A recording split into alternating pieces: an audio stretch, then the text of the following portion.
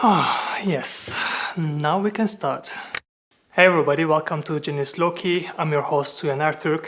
I'm an architect who graduated from the Technical University of Vienna, and I'm currently working in a design agency where I create experiences in the built environment through exhibition and information design.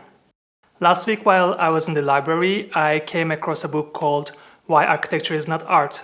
And I thought, well, this is a quite provocative book name. The book consists of the collection of writings from the architect Adolf Loos.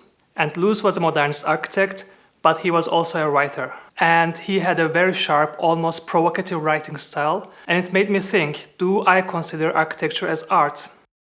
And my answer is no, it is definitely not art for me, at least not in the usual sense. I believe architecture does not have the freedom as art have. But why is that so? I will tell my perspective on that, and if you stay until the end of the video, I will share 3 of my favorite quotes from the book Why Architecture is Not Art. When I was a young student at the university, we had this first-year project that everybody needed to pass to take classes from the 3rd semester. The project was about designing a family house with an atrium. It's a simple small design challenge, perfect for a 2nd semester student. I remember looking at these buildings from star architects with their amorphic shapes, geometries intersecting with each other, evolving fantastic-looking sculptures.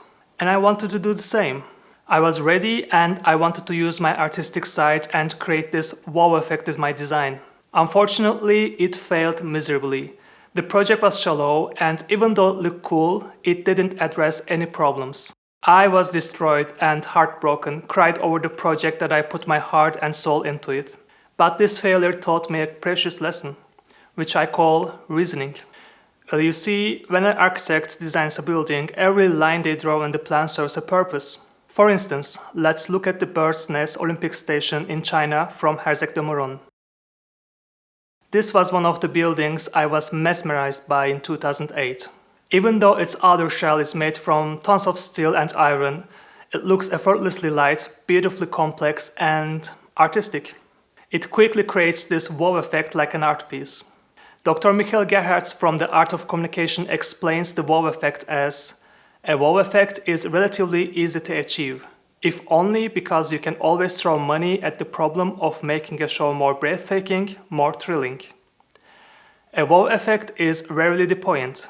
When the show is over, when the wow moment is consumed, then what it sticks, and for how long. But let us go a step further and see what this artistic and wowistic outer shell is trying to tell us. Those lines are actually the structural component keeping everything together. Behind the randomness of those lines, we find regularly placed main columns meeting with each other in the furthest points of the roof.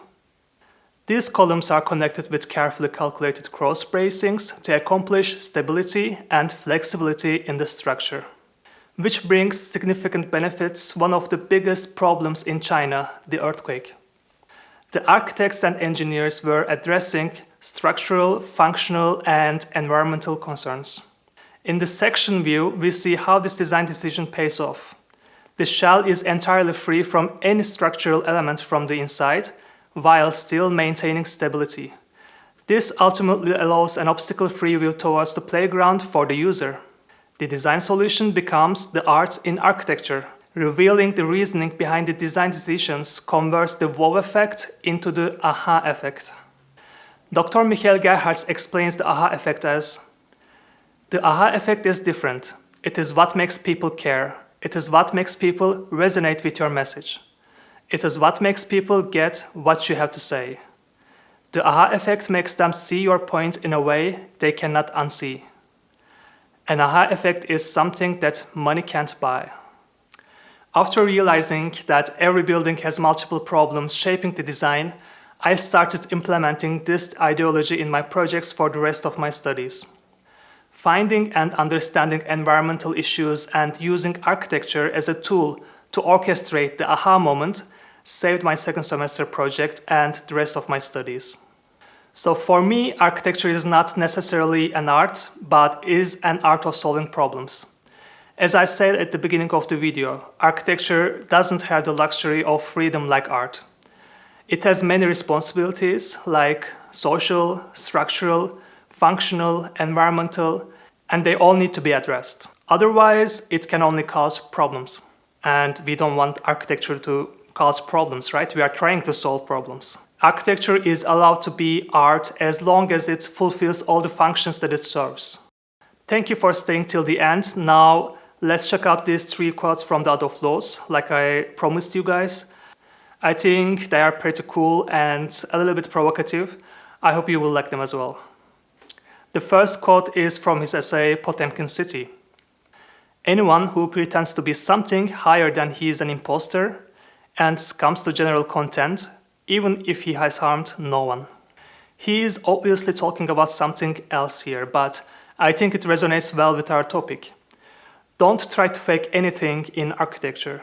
You need to fulfill the core functions in the building, and once you fully achieve that, it is already a beautiful functioning piece of art. The second quote is from his essay Ornament and Crime. What we need to do now is to wrest new forms and lines from life, habits, comfort, and utility. Get to it, journeyman. Art is something that must be overcome. So for me, he is talking about the responsibilities of architecture here. Architecture should serve the user by understanding their needs and reacting to them with the design. And everything else should be avoided. The art in architecture is in most cases unnecessary and it doesn't serve a function. Therefore, it is not really needed. The third and the last quote is from the essay Architecture. Only a very small part of architecture belongs to art. The tomb and the memorial. Everything else that serves a purpose is to be excluded from the realm of art. I mean, we have been talking about how architecture should serve humans and therefore it doesn't have the freedom of being art. Unless it serves something or somebody not alive. In this case, it has the freedom to have attributes of art. Thank you for staying till the end. I know this topic is very subjective, so I'll be glad if you write your thoughts about architecture as art or not down below. This was my second video here on YouTube, by the way. If you are more interested in Adolf Loos, I made a video about Villa Miller. You can also check that out in the description box down below. If you liked this video, don't forget to share it with somebody you might think will be interested. I believe sharing and expanding the knowledge is the best thing that we can do to make a better world. Have a glorious day. See you in the next video. Bye.